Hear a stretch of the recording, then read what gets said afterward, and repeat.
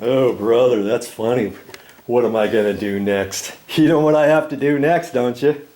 I've got to take my shelving and stuff and my brackets over there, the Formica countertop, and I got to huff it up there into that storage area, up those stairs. So I'm going to have to pull that back down, get all situated here. I've got the other brackets over here for that. And you know, when I take stuff apart, I save all the stuff. I'm a miser when it comes to stuff. I can use all these things. I can use the lag bolts for something. I can use the washers, the different screws, the brackets. I might not use all that stuff to reinstall the shelving and stuff. I may get some other stuff, but you know, I'll look at my existing trim and backing pieces and all that kind of stuff and see what I can use and what I still need. And the funny thing, well, usually I don't save. See, I got all these screws out. That didn't really take me that long to get these type with the square head on there, even though I didn't have my attachment with me. I got that in my cat's paw and I was good to go. Usually I wouldn't go to the store and buy these because I very seldom use them. I like to use, you know, drywall screws about that long with the regular head on it, you know, the Phillips head. But I can save those in a pinch. I'll have to put them off to the side somewhere. And if I ever need one or two more drywall screws, I think, oh, hey, here's my chance to use these and get them used up. And I saved the gold screws that came out of there. I won't use those as regular drywall screws. I'll probably save them for strike plates if I have a gold colored strike plate, or if I have a door hinge that maybe one of the top screws or maybe all three top screws to the top hinge are just spinning or something and they're really loose. Oh, no problem. I'll use these. These are long enough to get through the door jamb and into the wood behind there, the framing. So I'll save those. And then here's my two Molly screws. You know, you'd be like, what are you going to use those for? Well, I could take them to the store next time I go to Home Depot and just find the wing, the associated wing size, because Molly's, there's probably 3 or 4 different size thicknesses of Molly's or toggle bolts at the store, okay? So I can't just go there and guess, okay? And then I would just buy the 2 wing things, knowing that I've got that, okay? I'm always trying to use up my materials, save it. Why throw this stuff away? I could throw it all away. I could cut it all up, throw it in the dumpster. But then next time I got shelves, do I really care if the shelves are brand new up there? Do I? No. If I throw those away, and if I don't have a truck to get the new stuff, then I've got to mess with putting this stuff into the SUV in the back and having them cut it at the store and all that kind of junk. Forget about that. So I'm glad I thought about that stuff. So anytime I think about something, you know, that could help you out, I'm gonna show it. All right, time to get that stuff up there in that little attic storage area. Well, did I eat my Wheaties this morning? I brought this stuff in here. I was gonna take this up. This is pretty heavy too. And that piece and the Formica. And I started thinking, you know what, wait a minute. Maybe I shouldn't put it up here just yet. Okay? Because let's think about this for a minute. I thought, oh yeah, I got plenty of room to set it here and to cut it up here and to rip it up here. Then I got the particle board flying all over the place, having dust. The smoke alarm, did you know that smoke alarms will go off if it gets dusty enough wherever you're at? Plus the water heater, you're gonna get dust on that. You're gonna get dust over here. I don't think I want to get dust everywhere. I thought, well, the dust will just be here. Well, you know, it's going to fly all over the place. You're going to have dust on the walls, and I don't think I'm going to paint up here. Maybe someday I'll paint up here. You never know. I might, before I put all the shelves up here. So I thought, you know, maybe I shouldn't cut the stuff up here. And I'm thinking, I've got my saw here. I'll just take it down into the garage and do it. Now, say probably something I'm going to do later is you see how this is not straight?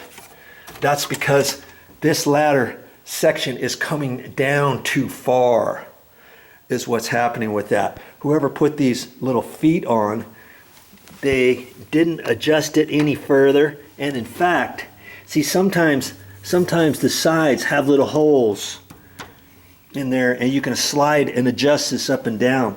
If I wanted to get this actually shorter, I would have to take these off, and then I would have to actually cut the aluminum and take the foot, you know, this foot is on a slide, so this aluminum step just goes to there straight across. I'd have to cut that. Then I could with some tin snips or something if I wanted, because technically this is supposed to be straight with that. Do you see what I mean? So it's kind of at a slight angle. Is it enough to really make a difference? Well, probably not, because it's on carpet and stuff, and it's probably going to be okay. But I started thinking, you know, if I'm going to have to cut this in half anyways, and the other one, and use that other Formica, I might as well do measuring for the Formica, and I'll cut that out in the garage, and I'll rip this in half, boom, and then I'll rip this one down, boom, have a little short shelf and a shelf that matches these two. Okay, and I'll do that out in the garage, and I'll clean up. Then it's easier for me to carry that stuff up there. I won't make any dust. And incidentally, if you do make dust and you're like having smoke alarms in your place, they have those little covers. It looks like a shower cap. When you buy these brand new, it comes with a red cap, like a shower cap.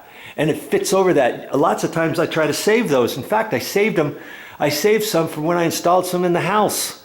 And I could bring one of those shower caps over here if I really was planning on cutting something in there, and I would put the shower cap plastic over that. If you don't have that, you could put a piece of plastic, put some masking tape up there, or just, you know, whatever. But you don't want those having to go off. And then there's a fire sprinkler up there too. And I don't think the fire sprinkler would go off in smoke, in dust. I think that is just generated by heat. And there's probably a little glass tube in there. And when it gets hot enough, that glass tube breaks. And then the fire sprinkler goes on. Because see, this area is a condo complex. And one of the requirements was that everything be fire sprinklered. Now see, there's a fire sprinkler right there. That one fire sprinkler is enough for this entire room? Well, I guess. And I don't know if they put them in bathrooms. Oh yeah, they got one here in the bathroom. See? Right there. Sure enough. See that red thing up there? Once that breaks, then it allows the water to come out, and I think that's heat activated. If you get a fire, that way maybe if you get a fire, let's say you get a fire in the bathroom, your heat ventilate stopped working, it shorted out, there was a fire, this sprinkler went off. It's designed that hopefully just that sprinkler is going to go off and not the rest of them in your condo. Oh, here's another fire sprinkler. That's kind of a bad place to put that fire sprinkler, right next to this stair ladder, in case you whack that with whatever you're carrying up. You got to be careful of that. And incidentally, when I started lowering that, I didn't get it hooked. You know, the springs pushed back far enough, and I was opening it, and it swung back up, and crack! It landed up there, and I was going to have to patch this anyways, because remember, that was there, and that little bit was there from before. But then this time, I hit it, and I'm glad I hit it now, because the metal trim around it is puckered, and I can put a screw there, and then I can put another screw there, and then I'll patch that. It'll look fine when I get all done, but I'll just have to make sure to be careful of that. And I know that this thing this thing is loose too. And so I'm gonna tighten those up now because I don't want anything messing me around later. And that hook, I'll tighten that up because the hook looked crooked for some reason, and maybe I can kind of make that looking a little better. Okay, at least I have a game plan, and maybe some of the things I've shown you, I've talked about, I've discussed with you, will give you some help and assist you with some of your projects around the house. Hey, not all my videos are going to help you, but maybe just a 20-second or a minute segment out of a 5-minute, 8-minute video, maybe that will help you save all kinds of time and throw a light bulb on in your head and like, hey, I never thought about that before. And so that's why I encourage you, if you like my videos, watch the entire video, because there might be something on there. I never know what I'm gonna say next time. And so you might wanna watch each one. All right, guess I better get busy and rip these down in the garage, wipe them all down, get all the dust off of them from all this stuff that I'm gonna cut. And I've got to go up there one more time, and I'll measure where I'm gonna decide to put that Formica counter. That way I'll have that cut exactly, so when I bring it up there, I won't have to make any dust later on down the road. Yeah, that's what I'm gonna do.